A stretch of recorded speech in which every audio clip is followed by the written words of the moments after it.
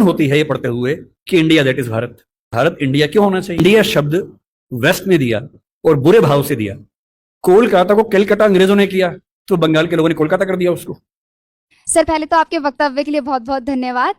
कि आज भारत है और इंडिया शब्द है, इसको लेकर बड़ा विवाद छिड़ रहा है और जो मीडिया है वो इस पर बड़ा मिर्च मसाला लगा के बताती है कि सरकार से पूछती है कि ये जनता जानना चाहती है, बल्कि जनता दोनों नामों में सुखी है। तो इस पर आपके क्या विचार हैं?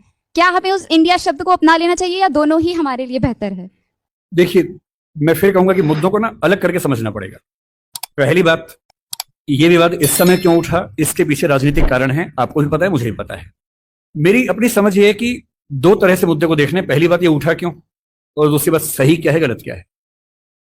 ये उठा क्यों, इसके पीछे राजनीतिक पृष्ठभूमि पूरा देश जानता है, आप भी जानती है, मैं भी जानता हूं।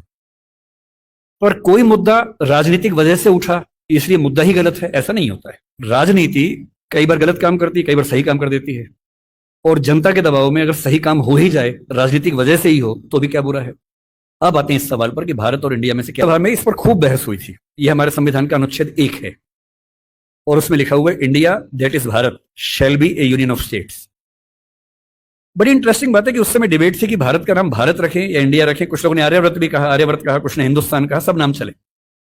अंत में सहमति बनी कि नहीं, भारत और इंडिया ही ठीक है।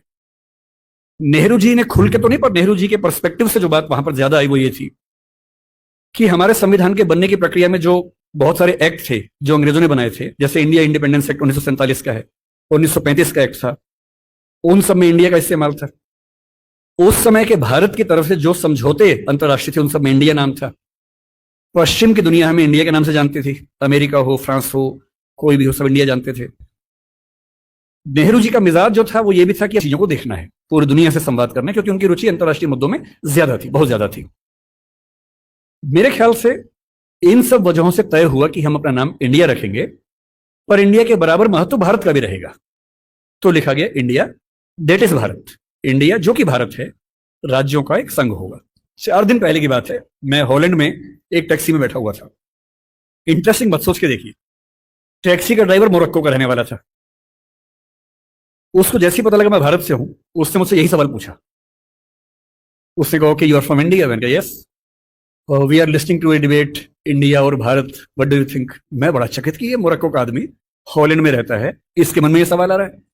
तो मैंने कहा कि ये तो राजनीतिक कारणों से हुआ है, लेकिन बात अपने आप में सही है। मैंने कहा जैसे बॉम्बे मुंबई हुआ, मुझे खुशी हुई, क्योंकि मुंबई की आबादी के लिए मुंबई में जो मजा है वो बॉम्बे में नहीं है। बॉम्बे तो अंग्रेजों ने नाम दिया था। कोलकाता को कलकत्ता अंग्रेजों ने किया तो बंगाल के लोगों ने कोलकाता कर दिया उसको। दिल्ली को दिल्ली के लोगों ने दिल्ली कर दिया, दिल्ली ही बना के रखा हुआ है, DILLI। ये होना चाहिए। काहे का दिल्ली भाई, हम क्यों दिल्ली बोलेंगे दिल्ली को?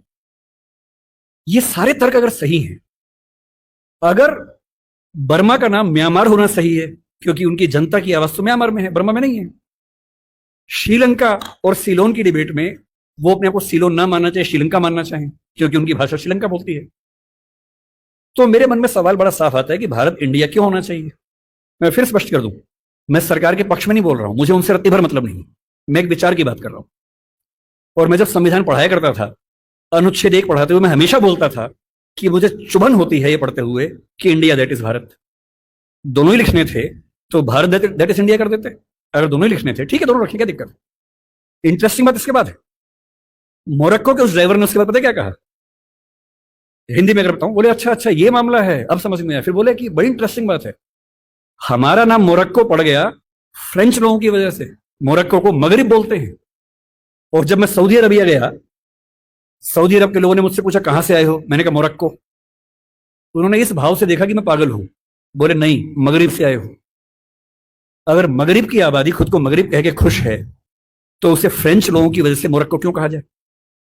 इंडिया शब्द वेस्ट ने दिया और बुरे भाव से दिया। उनकी नजर में इंडियन होने का मतलब है बहुत पिछड़ा हुआ होना, रेड इंडियंस, वेस्ट इंडियंस। तो आज ये क्यों हुआ? मैं समझता हूं कि राजनीतिक निहितार्थ है और उस राजनीति में मेरी रुचि जरा सी भी नहीं है, लेकिन ये